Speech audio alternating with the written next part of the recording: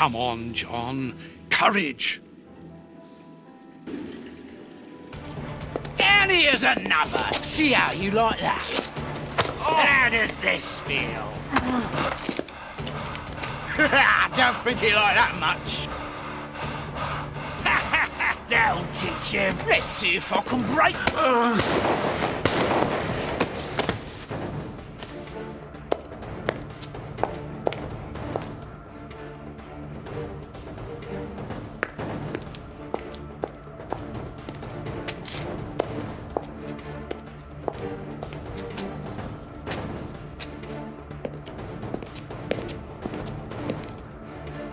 Holmes.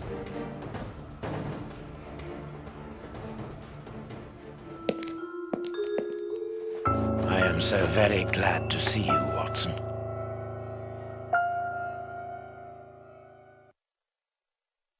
Whee! Yes, he's alive! The bad guys had better watch out now. Grandpa's alive, and he is a good man. I knew that he was. Uh-oh, they're going to be sorry now. My grandpa ruled. Yes, and my grandpa saved him. Read it. You are alive. I don't know what to feel. Relief or regret. Watson, my friend. You are not in a good state, Holmes. Neither are you. I suppose not. Can you walk? Not without your help. Why did you fake your own death? And who were those men? I have to carry on with the investigation. Alone. John, I'm innocent. I'm not an accomplice of those men. Look at me. Do I look as though I could be their boss? Am I in a position to give such orders? What a relief. Oh, my God, what a relief. But how? Curare, hemlock, a few Indian plants, and sheep's blood to create the impression of death. A pathologist who owed me a favor for the death certificate. Holmes, I was talking about this affair of... I will explain everything, my friend, but we must leave here. Yes, let's go back to Baker Street. I'll help you. Lean on me.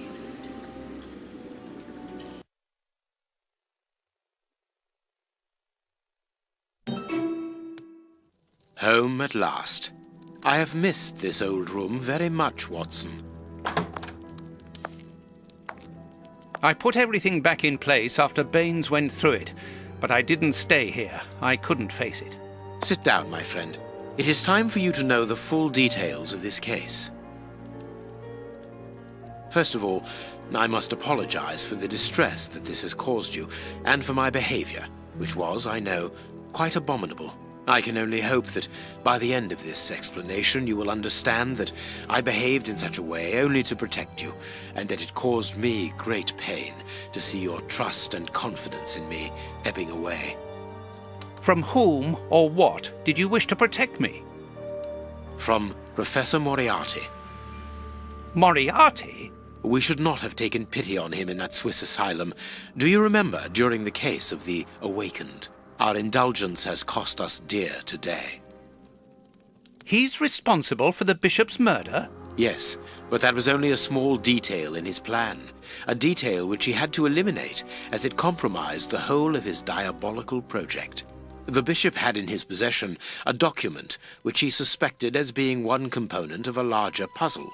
The ramifications were unknown to him, but he considered the matter as sufficiently important that he should consult me. The day before our macabre discovery, his nephew, who was in his confidence, brought to him an important element which helped him understand Moriarty's grand plan. It was at that moment that two men began to comprehend the seriousness of the situation. The bishop then decided to contact me. Against his nephew's wishes? Was that what they argued about? Yes. But Moriarty found out that the bishop knew of his projects, and he arranged for his murder. The murderers were also supposed to bring back the document that the nephew, young Hampford, found, but they were unable to open the safe. What was the document? evidence of Prince Woodville's implication in the project. The nephew must have retrieved it from the Royal Archives, where he worked. A link to the crown. Yes, Moriarty wanted to overthrow Queen Victoria and place the prince on the throne of England. But that's impossible. He would have needed to create an incredible coup d'etat. Patience, Watson. First of all, Moriarty placed his pawns so they might begin to develop and encourage a tense atmosphere, ready to discredit the Queen and thereby raise Woodville's popularity. And provoke a famine, so that the prince's soup kitchens could begin distributing food and he would appear as a hero. Exactly. Moriarty quickly learned that I was making inquiries as to his plan and, without wishing to sound vain, he knew that I was the only person capable of upsetting his schemes. He therefore set up a plan that I be discredited and thought of as a criminal. And you played along with him. Precisely. Allowing him to believe that he had succeeded was the best way of ensuring that his attention was no longer fixed on me. Why didn't you say anything to Scotland Yard? Did you not think it strange that Inspector Lestrade was away for weeks? What? You mean to say that Baines Was working for Moriarty. I understand. The bishop's murderers were in the hands of this traitor, and you were therefore at a dead end after our investigations at the opium den. Yes, and Baines' authority allowed him access to the police archives. He changed and forged all the charges in the documents that you saw at Judge Beckett's house. It was also he who substituted the Samoan necklace for a vulgar copy. So that was why the judge went to Farley's, to obtain Baines's false information. Precisely, but they each found themselves as instruments in Moriarty's strange orchestra. Judge Beckett received entire books full of charges against me, and a journalist such as Farley will not hold back when he gets the chance to make the front page of all the newspapers in England.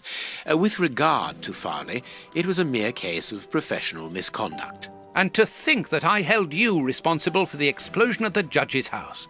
What a relief! But why did Moriarty have him killed? He was on the point of discovering that all the documents supplied by Farley, and therefore by Baines, were false. Exactly the opposite to what our enemy was anticipating. And where did the poison fit in all this? Unfortunately, I do not possess all the information on this subject. The first time that we saw the effects of this substance on the body of the bishop, the poison was evidently only at an experimental stage. It was much too potent to do anything with. Effectively. But in the second case, Kurtz, I didn't notice a great advance. However, there was one. The poison was no longer fatal. Yes, but the madness was still there. I should remind you that he attempted to devour his own dogs. Correct, Watson, but it was not the second case, as you supposed. Remember the number of other incidences of madness, either collective or individual, relayed in the press in the days prior to it. You mean to say? That Moriarty tested this dangerous mixture on a large number of guinea pigs, apparently with little success, as all those people are now dead. I say apparently, because I do not have the least idea as to the result Moriarty was hoping for. And that's where Hans comes in, isn't it? Moriarty needed him to devise the substance's final formula. And so you helped Hans to escape, so he might lead you to it. Yes, but things did not go as I had planned. The professor's men got their hands on him just after his escape. And you lost his trail. Yes, but I doubted that Moriarty would take Hans to his lair. To find him, I had only one trail, the bomb placed at the judge's house. The trail of the 3 Russian brothers. I found out about the mill by having the anarchists' trail followed by the children in my own secret police. Once again, their help was a determining factor. As regards knowing where to locate Moriarty's lair, I hoped to find the information in the attic of the water mill. I got to it only just in time before Baines turned up. And you were stuck then, weren't you? Allowing him to arrest you would have meant certain death. Regrettably. But Moriarty's plan worked in any case, as after killing Baines, I became England's most wanted man for the murder of a Scotland Yard inspector. And so you had to make sure that people forgot about you. Therefore, you orchestrated your own death so that you might continue your investigation discreetly. Oh, that was a terrible time for me, Holmes. I am sorry, my dear fellow. Well, the important thing is that you are well and truly alive. Yes, but it is not over yet. Moriarty will take action one day or another. You were saying that you had found Moriarty's hideout. Where is it? In an abandoned fun fair on the outskirts of London. It is quite certain that they are all there. Shielman, the Prince, and of course, Moriarty. If Moriarty puts the Prince on the throne, he'll have his hands on the reins of the kingdom. Her colonies, her diplomatic network, her riches, everything. Yes, including the army, the war fleet, everything he needs to help him conquer Europe. And eventually, I suspect, the world. Holmes, we have to be quick. His plan hasn't been put into action yet. Perhaps it's not too late. Let us go immediately, Watson.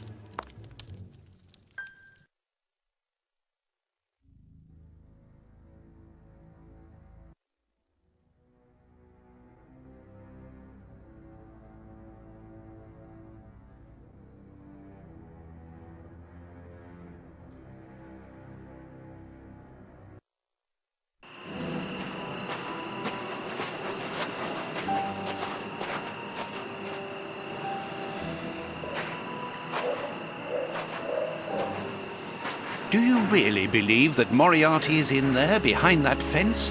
Something in the wind seems to suggest it, Watson. I have a peculiar acid taste in my mouth, if that is what you mean, Holmes. Well, yes. The air is tainted still with toxic fumes from the factory chimneys. I believe that I read about this place. The fun fair was abandoned after the factory was built so close by. It was said that even the ice cream tasted bitter. Aren't you curious about the warehouse down there? There seems to be some strange activity taking place inside. Strange and in keeping with Moriarty's activities. Let us go and see what they're up to.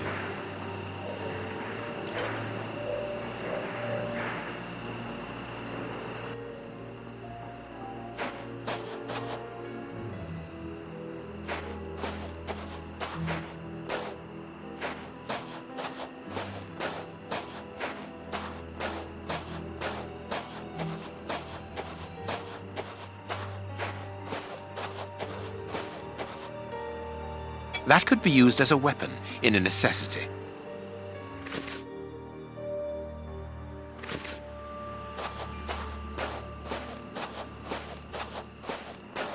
With this cable car, we can get up onto the warehouse roof.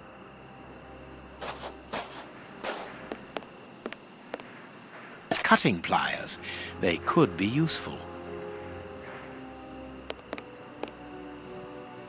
The lever is stuck. This padlock seems rather old.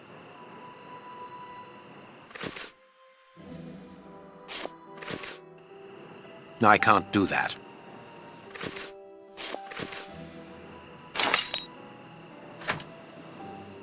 A crank.